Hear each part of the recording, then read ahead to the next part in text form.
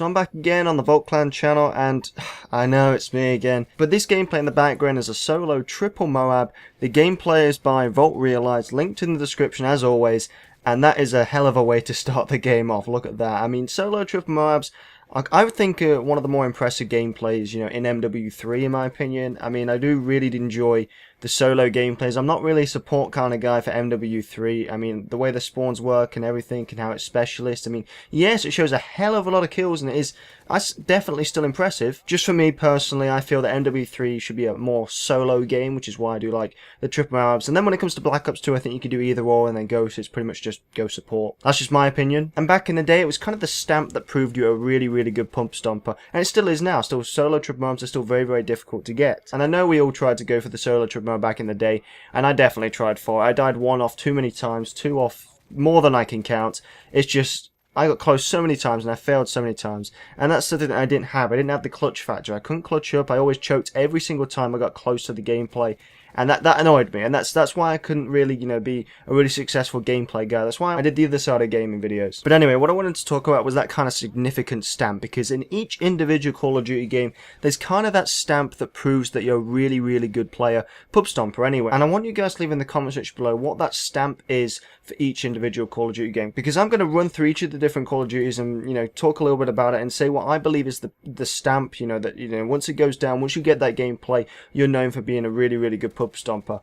And I'm going to start COD 4 and World at War, because both of those two was, back in the day, those two games when they were out, pub stomping wasn't really a thing. It was more or less just tips and tricks, and I guess just any gameplay you got it didn't really matter. That's kind of how I felt on YouTube especially. There wasn't really any standout gameplays. There wasn't really many people going for these large amount of kills or anything. It was just that was back in a day when tips and tricks, everyone was learning the game, just having fun, and no one really cared about the score lines and was really being a pub stomper. But once it got to MW3, that all changed in my opinion, because at first it started off with the nuke. Anybody could get a nuke. That definitely isn't the stamp that you need. Maybe some people would say the double or triple nuke in one game, but for me, what I feel is that the kind of stamp that proves you're a really good pub stomper back in MW2, back in the day, was a kill streakless nuke. Getting a nuke in free-for-all with no kill streaks or with your gun, that was kind of the stamp. That was kind of the gameplay that everybody was going for and everybody wanted to achieve. And it keeps happening. Every single Call of Duty game, everybody runs towards and everybody challenges each other to try and get this, unique gameplay, the stamp of approval,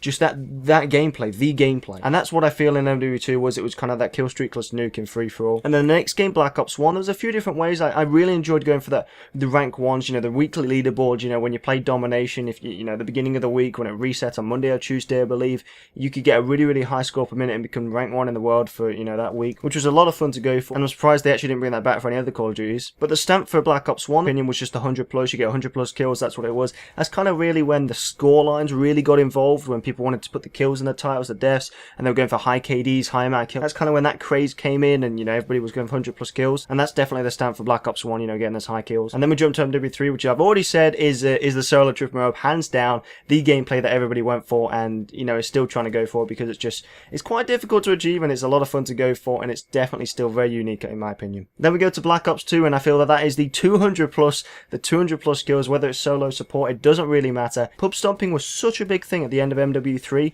When Black Ops 2 rolled around, everybody went for pub stomping. Everybody got supporting. Everybody did everything they could to get the most amount of kills they could and just get the best gameplays they could, because it was just such a huge thing at the end of MW3. J Nasty had a big part in it, as well as a lot of different YouTubers going for Penta MOABs, Hexa, whatever MOABs, however many MOABs they were getting in one game. So then when Black Ops 2 came around, everybody wanted the most kills they could get, and kind of getting that 200 plus at the beginning of the game was kind of that significant stamp, as well as I guess I could say, a triple nuclear as well.